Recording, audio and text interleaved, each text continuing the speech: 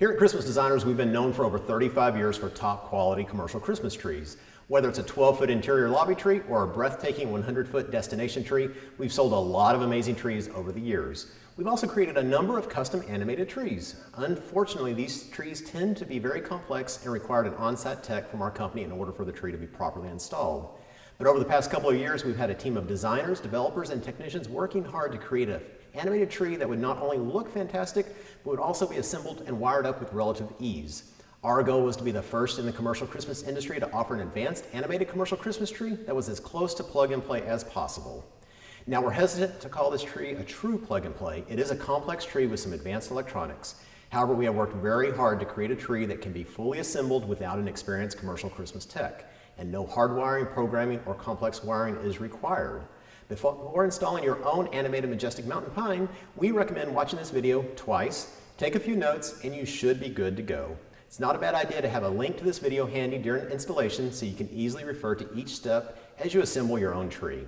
So if you're ready, let's jump in and see what it takes to install an animated majestic mountain pine commercial Christmas tree. To get started, we locate the bottom ring or rings. Small trees will be a single ring. Larger trees will have multiple pieces that will be assembled to form the base ring. The tree we're assembling today is an 18-foot tree, so the bottom ring is made up of 2 half rings and will be labeled with a D.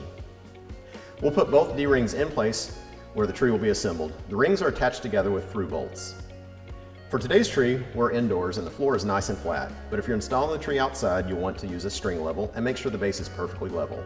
Use shims along the base of the tree until you get the tree level. At this point, you'll want to go ahead and attach the 4 legs to give the tree extra support. It's very important not to skip this step, otherwise the stability of the tree will be significantly reduced. Once the base is completed, including the 4 support legs, we're ready for the next frame. Since the base of our tree today is D, the next frame is C. The C frame is a single ring, so we'll simply place it on top of the first ring, making sure the painted marks line up. Next, we use flat plates to secure the second ring to the first ring, and then tighten these up with a socket and wrench.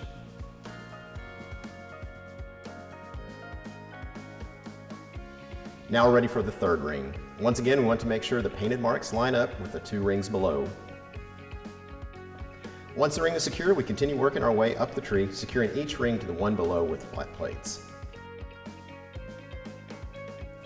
After securing the top ring, which is ring A, we're ready to install the top pole and the tree topper piece. We'll slide the tree topper piece into the 5-foot pole and secure it in place with a threaded wing screw. Now we're ready to place the pole and tree topper into the receiving sleeve in ring A. If the tree is more than 18 feet tall, a lift should be used for this step. Once the topper pole has been inserted into the receiving sleeve, tighten the 6 securing bolts. Since we're installing the tree inside, we don't need to add any guide lines to help anchor the tree. But if the tree is outside, then we need to use either stakes or water barrels inside the tree to help secure the tree in the event there are high winds. Be sure and place these inside the tree prior to assembling the frame. Now that the frame and topper pieces are up, we're ready to start dropping our power cords and installing the branches. The top of the tree has 3 T connectors. Start with the T that is in the back of the tree and attach a lead cord with a label showing this is drop 1. Once you drop the cord down to the ground, work your way counterclockwise and daisy chain the next 2 T connectors into the first T that has the lead cord attached. We'll talk more about lead cords and wiring up branches correctly here in a moment, but first let's go ahead and work on placing our first row of branches. For the top row of branches, we'll need to locate the 6 branches that have red painted on the stem. Before placing them at the top of the tree, we'll need to shape them. If the branches are not properly shaped, you will get a lot of holes in the tree, so it's important to make sure you fully shape each branch. It's easiest to hook the branch onto one of the lower receiving hooks and then begin to fluff out all the branches by pulling the branches outward. You want to make sure branches are not bunched together, instead that they are spread out, in turn giving the tree a fuller look. Once the branches are shaped, you're ready to put them into the receiving hooks at the top of the tree.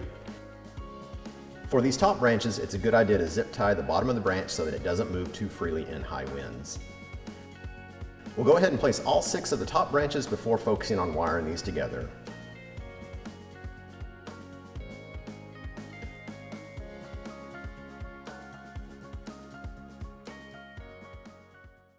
So now let's talk about attaching the lead cords and daisy chaining the branches together.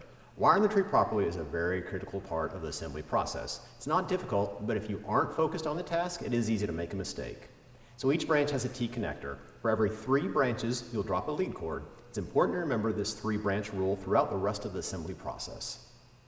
First, label each of your lead cords. Drop 1 has already been done for the top of the tree. Now we're ready for drop 2. We always begin with the branch at the back of the tree and attach the lead cord to the T connector of this branch. Once the cord is connected, drop it down to the ground. Now we're ready to work our way counterclockwise and daisy chain the next 2 branches into the first branch that we've already attached to the lead cord. Again, always remember, the branches should be wired into 3s, with every 3rd branch having a lead cord going to the ground with a label indicating what number drop it is. Once you've completed the 3 branches that are wired into drop 2, we're now ready to start working on drop 3. Again, after attaching the lead cord, which is drop 3, we'll daisy chain the next 2 branches into this branch. Now that top branches are in place, we're ready to move into the regular branches which are used for the rest of the tree. From this point on, it can be easier to install 3 branches at a time and then wire these together before proceeding to the next 3 branches. Once our next 3 branches are up, we're ready for drop 4. Again, we'll connect this into the branch at the back of the tree and then work counterclockwise, attaching the next 2 branches to this one. Now we're ready to continue installing the branches. For the row we're on, there's only enough space for 2 more branches rather than the 3 we need. So we'll go ahead and put these 2 branches in place and connect drop 5.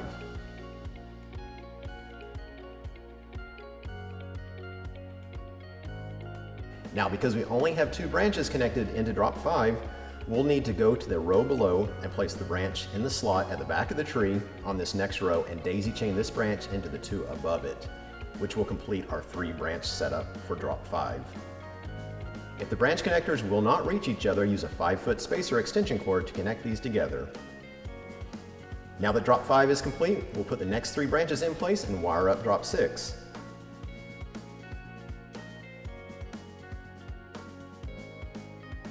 We'll continue working our way down the tree, always making sure that we start at the first branch on a row at the back of the tree and working our way counterclockwise. With each drop, we connect 3 branches together and then start on the next drop sequence of 3 branches. Once we get down towards the bottom of the tree, we can go ahead and put the main control box in place. Since today's tree is an 18-foot tree, we'll have 2 control boxes. Each box gets bolted directly to the frame. For the exact number of control boxes for the tree you are putting together, please consult the included printed instructions that come with your tree. Once the box is bolted on, we'll continue placing branches, always starting at the back of the tree and making sure each drop is labeled. And keep in mind that in some situations you'll need to drop down to the next level in order to complete the sequence of 3.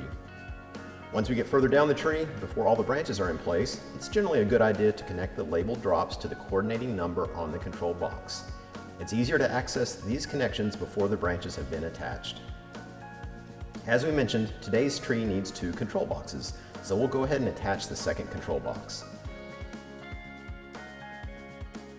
The first control box will be connected to the second with a network cable that plugs directly into the black NDB box.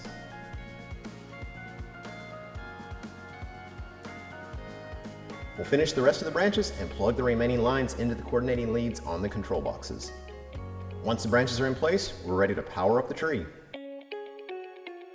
And there we have it. Our animated Christmas tree is fully wired up and ready for the holiday season.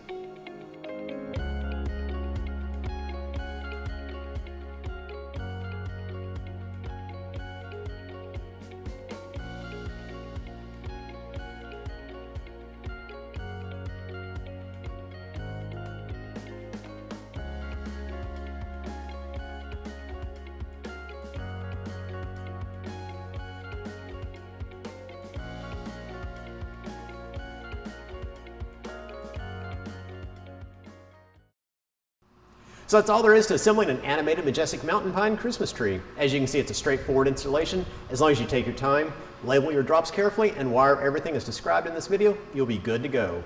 Be sure and also refer to the printed instructions that are included with each tree for additional helpful information and troubleshooting tips. And if you haven't yet purchased one of our trees, or you want to browse through any of the thousands of other Christmas products that we sell, be sure and check us out at christmasdesigners.com.